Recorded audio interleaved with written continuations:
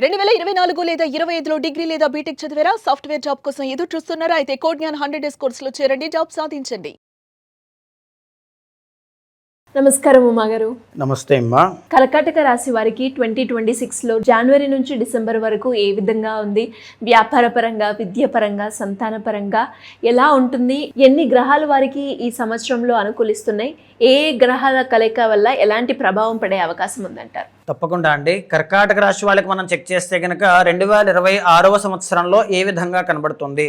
ముందుగా గురువు అనేటువంటి ప్లానెట్ని మనం గమనించాలండి. బృహస్పతి ఆయన ఈ సంవత్సరం కర్కాటక రాశి వాళ్ళకి 12, 1, 2 స్థానాల్లో సంచారం చేస్తున్నారు. అంటే మిథున, కర్కాటక, సింహరాశిలో సంచారం చేయడం జరుగుతోందమ్మా. అయితే మనం 2026వ సంవత్సరం కోసం మాట్లాడుతూ ఉన్నాం కాబట్టి జనవరి 1వ తారీఖు దగ్గర నుంచి లెక్క కాబట్టి జనవరి 1వ తారీఖు దగ్గర నుంచి జూన్ 1వ తారీఖు దాకా గురువు అనేటువంటి ప్లానెట్ 12వ స్థానమైనటువంటి మిథున రాశిలో సంచారం చేస్తుంటారు.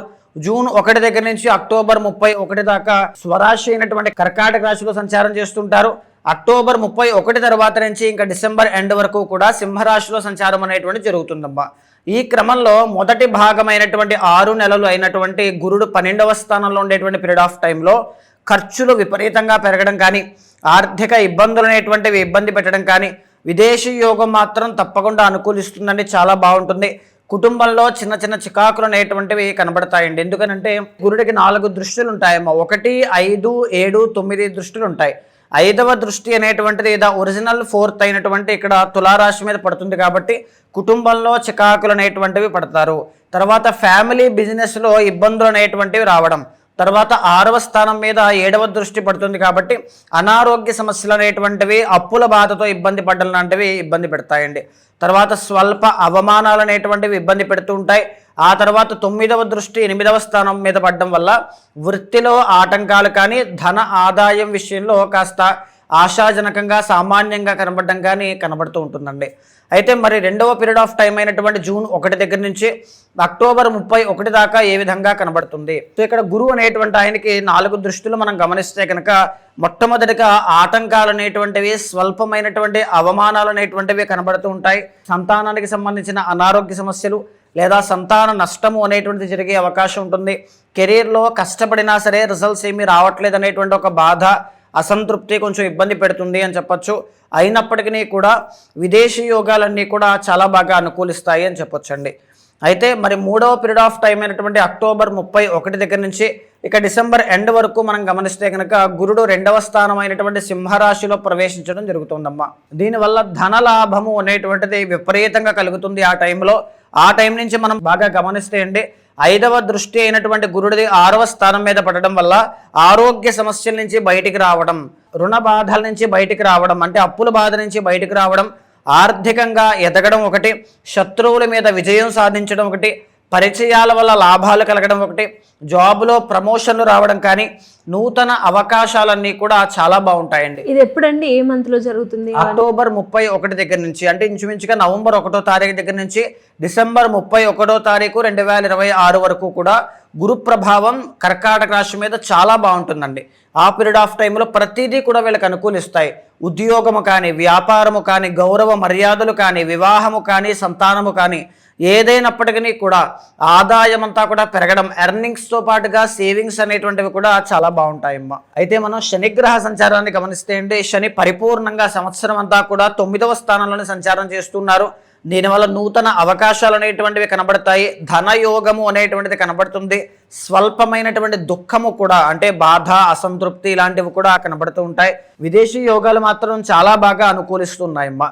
మిగతా గ్రహాలైనటువంటి రాహుకేతుల్ని మనం గమనిస్తే కనుక రాహుకేతులు ఇద్దరు కూడా సంవత్సరం అంతా కూడా అనుకూలించట్లేదండి. రాహు పొజిషన్ నవంబర్ 25 తర్వాత, కేతువు మారిన తర్వాత కూడా వీరిద్దరి యొక్క ప్రభావాలు రెండు కూడా కర్కాటక రాశి వాళ్ళకి అనుకూలంగా లేవు. దీనివల్ల ఏంటి అంటే ప్రయత్నం చేస్తే తప్ప విజయాలు రావడం చాలా కష్టం అవుతుంది. విద్యార్థులు కూడా బాగా కష్టపడాల్సి వస్తుంది.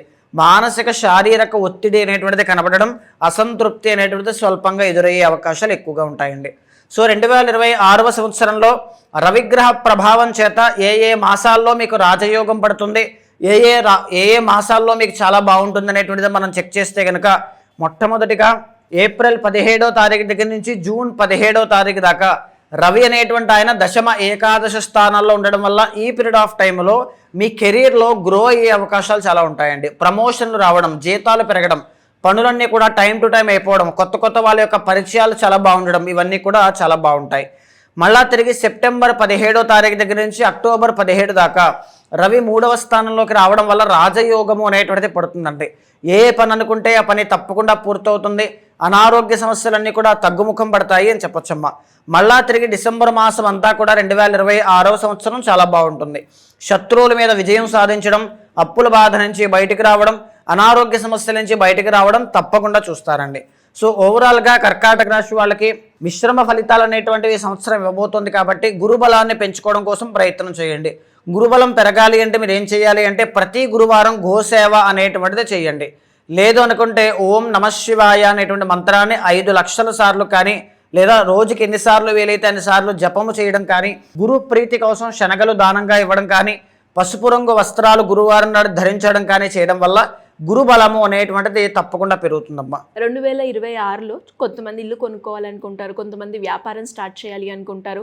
ఈ టైం అయితే బాగుంటుందా, ఇప్పుడు నాకు ఓకేనా అని జాతకం చూపించుకొని వారి యొక్క డౌట్స్ని క్లియర్ చేసుకోవాలి అనుకునే వాళ్ళు చాలామంది ఉంటారు. అలాంటి వాళ్ళు ఎవరైనా కూడా మిమ్మల్ని అప్రోచ్ అవ్వాలి అంటే ఏ విధంగా ఉంటుందంటారు? తప్పకుండా అండి. 2026 కాదండి, జీవితంలో ఎప్పుడైనా సరే ఒక పర్టికులర్ గైడెన్స్ అనేటువంటిది చాలా అవసరం అండి.